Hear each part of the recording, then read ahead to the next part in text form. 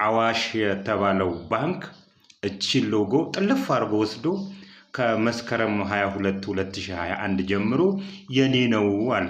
ያንተ አይደለም ሰርቀህ ነው እንለዋለን እኛ። እንዲህ ስንል ማስረጃ አቅርበን ነው።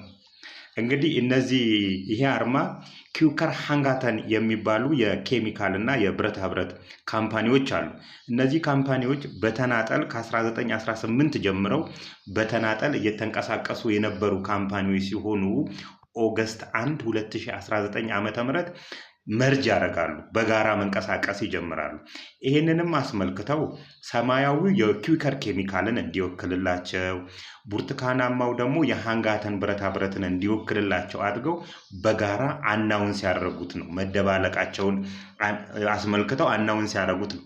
እንግዲህ ክብ የሆነው አርማው ክብ የሆነው እነሱ ዓለም አቀፍ ኢንዱስትሪዎች ስለሆኑ ወደ ዓለም አቀፍ ገበያ መግባታቸውን የሚያሳይ ሲሆን ወንዝ መሆኑ ደግሞ ወደ ዓለም ገበያ እየፈሰሱ ተደባልቀው እየፈሰሱ መሆናቸውን ለማሳየት ዲክለር ያደረጉት ሎጎ ነውና አዋሽዬ ያንተ አይደለም ሰርቀው ነው እንልሃለን። ሌላኛው አስቂኙ ፓክት ኮንፎርማንት የሚባለው ነው። ፓክት ኮንፎርማንት እና ህብረት ባንክ የፓክት ኮንፎርማንትን ሎጎ ከነገባው ነው የወሰደው፣ ምንም አልቀየሩም። እና ይሄ የሶፍትዌር ካምፓኒ ሲሆን የኔጎሽዬሽን ስራ ነው የሚሰራው፣ የአግሪመንት ስራ ነው የሚሰራው። አርማውንም ስታዩት የመጨባበጥ አርማ ነው። ሁለት ሰዎች የመግባባታቸውን ምልክት እንዲያሳይለት አርጎ እንትን ያለው ነውና ህብረት ባንክም ይሄ ያንተ ሎጎ አይደለም ሰርቀህ ነው እንለዋለን። ቃል በቃል ነው እንደዚህ የምንለው። ሌላው ንብ ባንክ ነው። ንብ ባንክም ከዚህ በፊት ነግሬያችኋለሁ።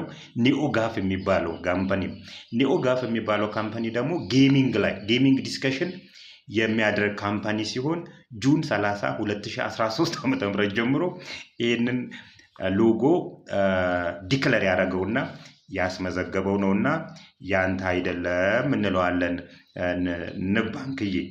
ሌላው ወጋግን ነው። ወጋግን ትንሽ ጨምሮበታል። ይሄ ደግሞ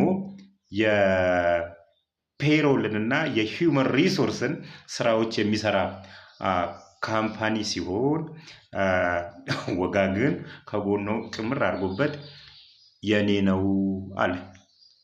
ያንተ አይደለም ሰርቀኸው ነው ወይን የሰሩልህ ሰዎች ሰርቀኸው ነው አንተ ስለማታውቀው እንልሃለን።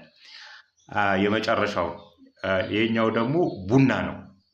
ቡና ባንክም ቢያንስ የሱ ይሻላልና ከለሩን ቀይሩታልና ሎጎዎች ኢንተርናሽናል ላይሰንስር ናቸው። ኢንተርናሽናል ላይሰንስር ከሆኑ በኋላ ሌላ አካል መልሶ ማስመዝገብ አይችልም። ስለዚህ እናንተ አላስመዘገባችሁም። ቢኮዝ ስማችሁ ራሱ ሀገርኛ ስም መሆኑን ነው። ከሀገር እንዳትወጡ ከሰፈር እንዳትወጡ ይነግረናል። ስለዚህ መንግስት እንግዲህ አሁን አደባለቃችኋለሁ ብሏል። ያን ጊዜ ምን አይነት ሎጎ እንደምታመጡልን እና የናሱን ደግሞ መፈተሻችንን እንቀጥላለን።